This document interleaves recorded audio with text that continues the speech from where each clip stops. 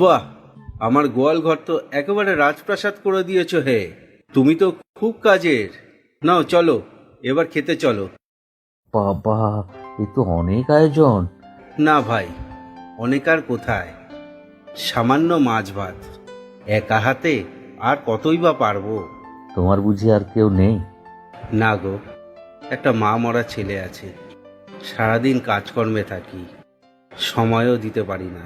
সারাদিন ছেলেটা মাঠে মাঠে খেলে বেড়ায়। তুমি চাইলে ওকে আমার কাছে পাঠিয়ে দিতে পারো, আমি ওকে পড়াবো।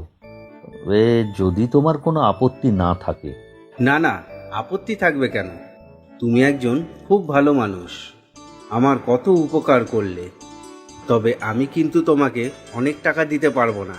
তোমার যা ইচ্ছে তুমি তাই দিও। ঠিক আছে, এবার খাও তো দেখি।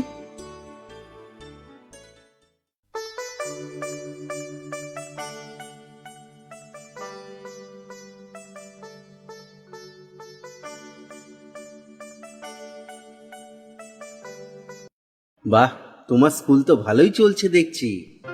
ওই আর কি। সত্যি, এখন আমি চিন্তামুক্ত। ছেলেকে তোমার কাছে দিয়ে আমি নিশ্চিন্ত। আমি জানি ও একদিন তোমার মতনই সৎ পরিশ্রমী হবে। সবই বুঝলাম। এখন যে যা খুশি মনে দেয়, তাতে আমার দুবেলা পেট চলে যায়। কিন্তু এই করে তো আর সারা জীবন চলবে না, বলো? তা ঠিক, দেখো কি হয়।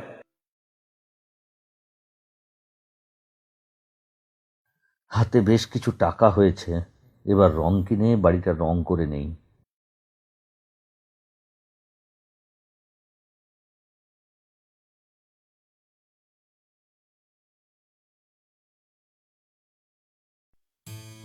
বাহ, এ তোমার এলেম আছে।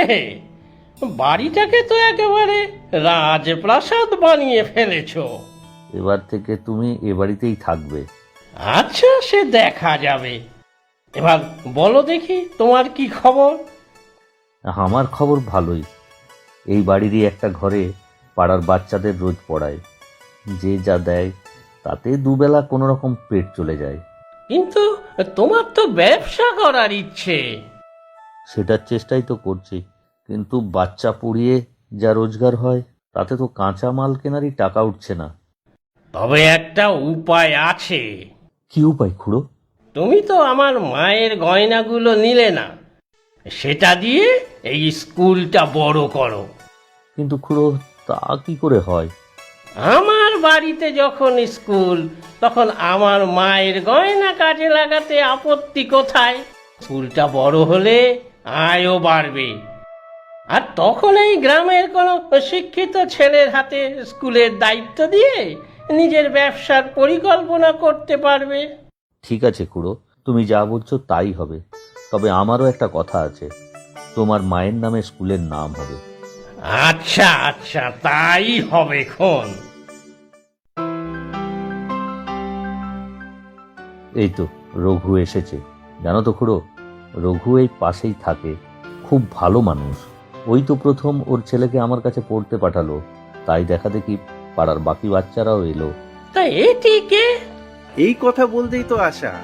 ও হলো বেলা, খুব চটপটে আর কর্মঠ মেয়ে। একটা অসুবিধায় পড়ে তোমার কাছে এসেছি। বাকিটা আমি বলছি। আমার একটা ছোট সেলাই স্কুল আছে, আমি সেলাই শেখাই। বাহ, এ তো খুব ভালো কথা। কিন্তু আমার সেলাইয়ের স্কুলটার